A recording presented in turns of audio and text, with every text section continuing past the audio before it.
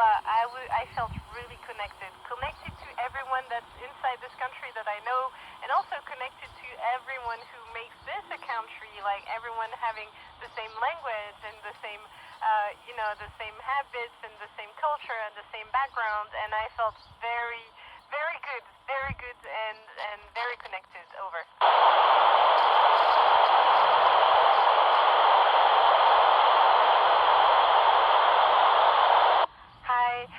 Mariano, I think first thing to know is that we don't really look at the sun directly from the cupola, but what is amazing is that we have 16 sunrises and 16 sunsets per day, and then at the sunset and at the sunrise, because the sun becomes like orange and red, you can see it, and it's so beautiful.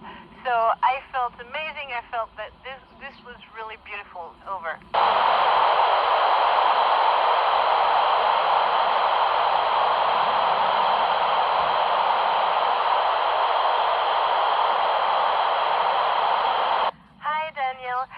I don't really know that much that disease, so I would not be able to answer really this question, but what I can tell you is that there is a lot of hope for people with disabilities.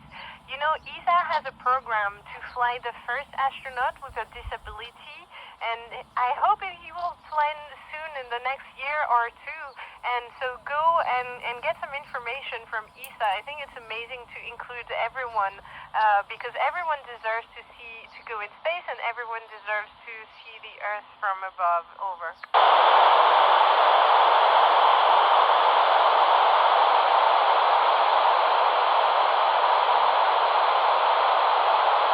Hi, Geronimo.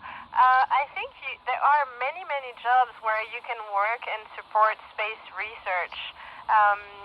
There are plenty of fields, topics of science.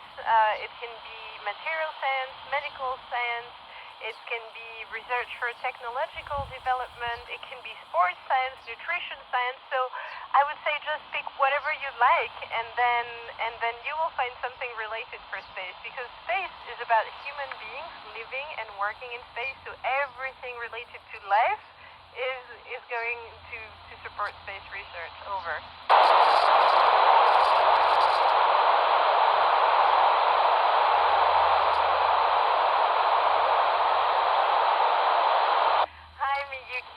For me, undoubtedly, it was before, right after, an extravehicular activity.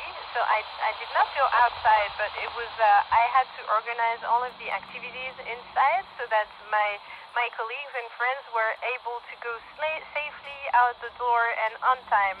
And that day, it was really challenging. I had many actions to do, and they went even earlier than the planned time, and it was all safe, and I felt proud of what I did. Over.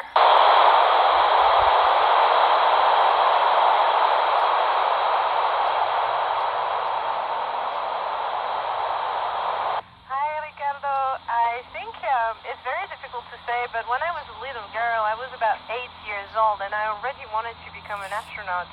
But then it didn't come in one day. It's every time I went to museums, I talked to people who worked in science fields, and I read a lot of books.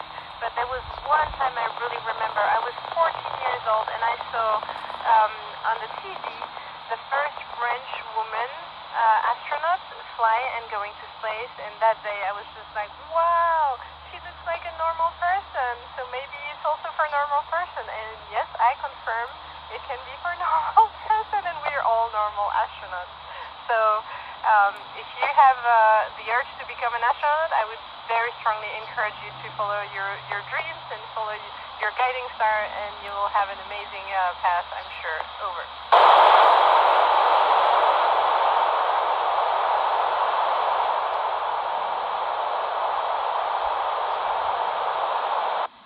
Alejandro, of all the experiments I've done, it's very hard to tell which was the most complex, because there's so much variety that most of them are a little bit challenging, but it's, we also receive a ton of help from ground teams. I would say maybe the